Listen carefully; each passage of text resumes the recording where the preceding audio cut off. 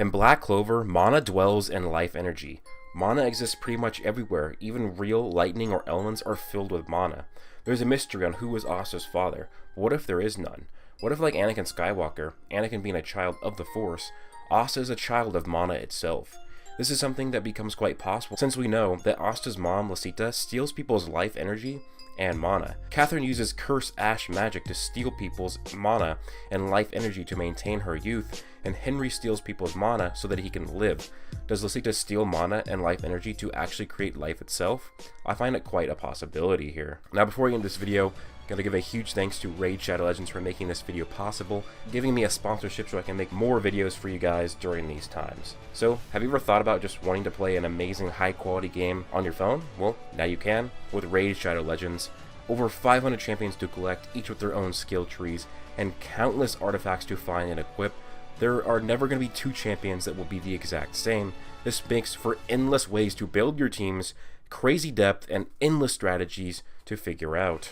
I've been playing Raid for a minute now, and there are a few champions that immediately catch my eye, and they end up stealing my heart. For one, Arbiter is pretty cute, and she revives your team, speeds them up, buffs their attacks, and even heals. Talk about being the entire package. Septimus is that big beefy boy who strikes down Fury, as he is known for his damage dealing, especially against bosses.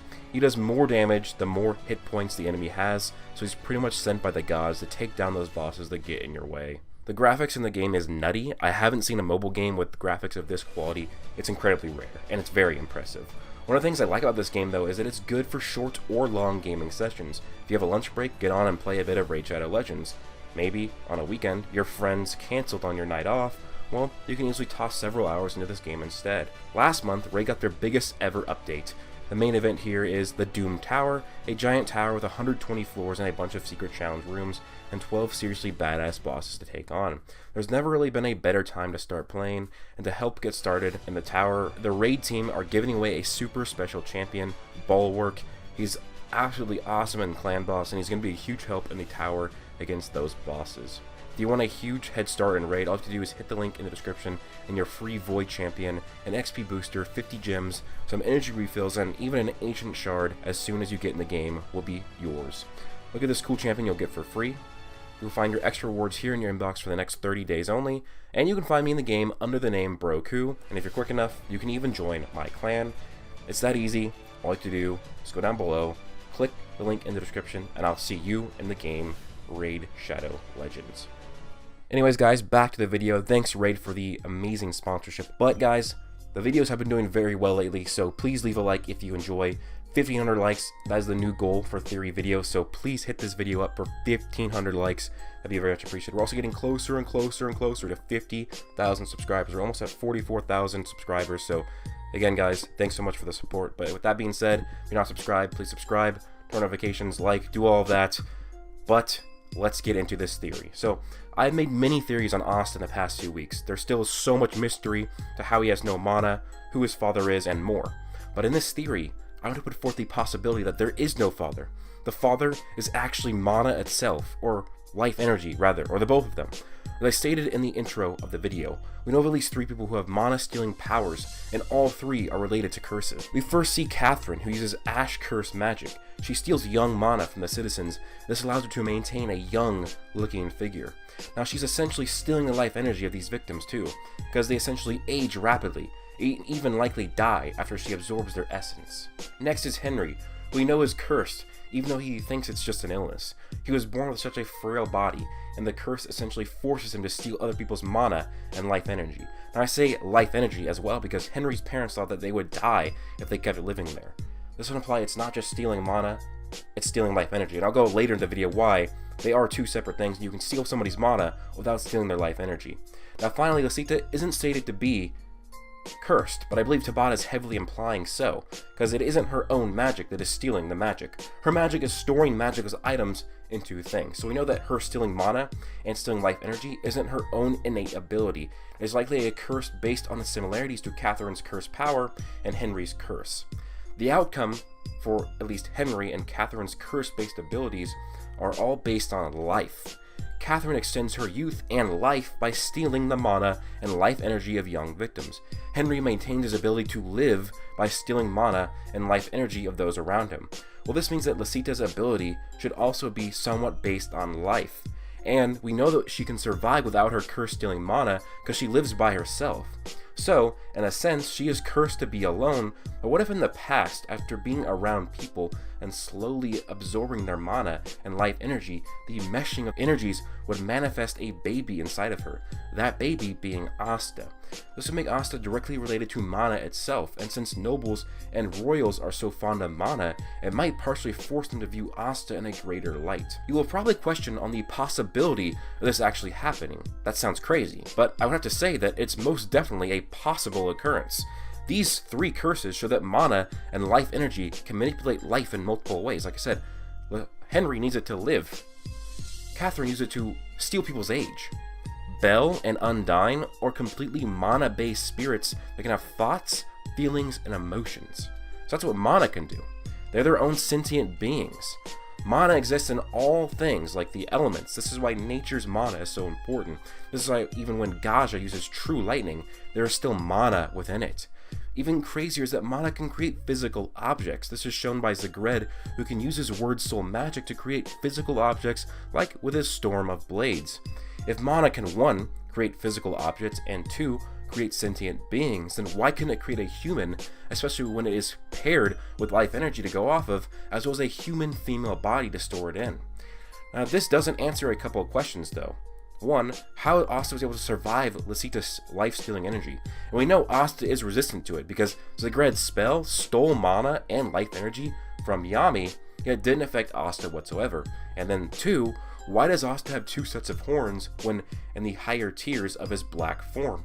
The only other devil to do that is Lucifero. I think there are multiple ways to explain this, and I have set up 3 main ways. 1. Lib is a young devil who just hasn't developed his other set of horns yet, but thanks to Asta and their lesser devil union, it pushes Lib beyond his limits and grants him a second set of horns. Lib was already growing a lot in the time periods of him meeting Lisita to her death, and then from her death to now. So one thing I want to mention is that I think it's not likely at all that Asta is using Lucifero's devil powers as many of you guys have postulated.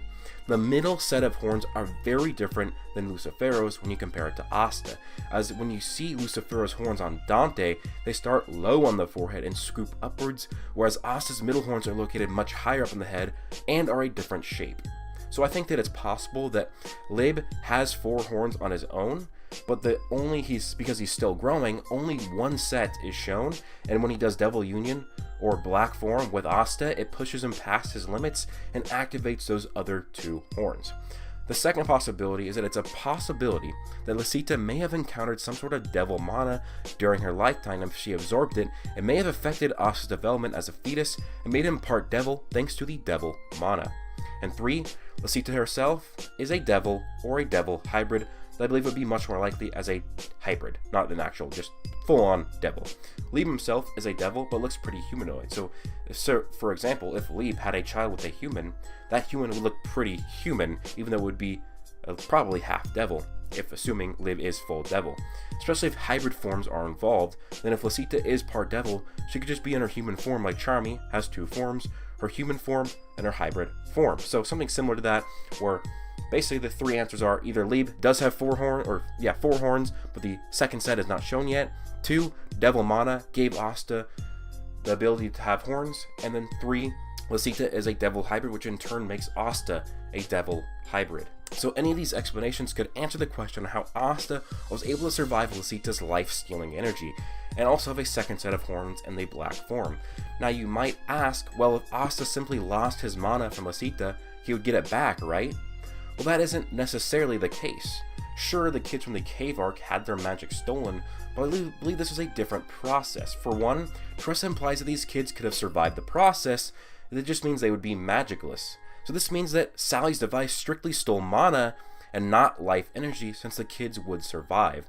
Though Teresa also stated that the kids might never be able to use magic ever again. I think it might just be the case that if a kid loses magic, they have the possibility of never using it again. Tabata would answer a fan question about these kids, and basically they were lucky to get their magic back because of a recovery mage, but Asta might have no magic because he lost his bond to Mana thanks to Lucita's curse, and nobody was there to give him the recovery magic. Now, an old quote from Vanessa could come into play to this theory and adds lots of meaning. I bet the god of fate gave him no magic because of precisely who he is. If Asta were to have Mana, him being the son of Mana would mean that his Mana would probably be off the charts. That would make him completely unstoppable. Another thing that ties Asta to devils is being able to use a 5-leaf clover grimoire.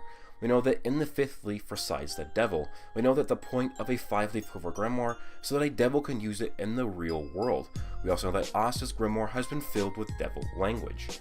So, the grimoire chooses him, making it possible, if not likely, that Asta has devil blood running through his veins. As remember, he already has some devil powers, like the ability to resist the sucking or sapping of life energy, and then possibly him having an extra set of horns. So it would make sense if Asta is a devil hybrid, because then he could use the 5-leaf clover grimoire. The 5-leaf clover grimoires are meant for devils to use. We also know that the grimoire that Asta has is filled with devil language. The grimoire chose him, making it possible, if not likely, that Asta has devil blood running through his veins. The gods of fate are controlling everything here, guys, making sure that Asta would have no mana, so that Lucita would abandon him at the church, and he would develop a rivalry with Yuno so he could reach his full potential with motivation. Fate would allow Lucita to find the 5-leaf clover and Lebe in a short period of time with each other. Lucita even brought up Fate in that conversation.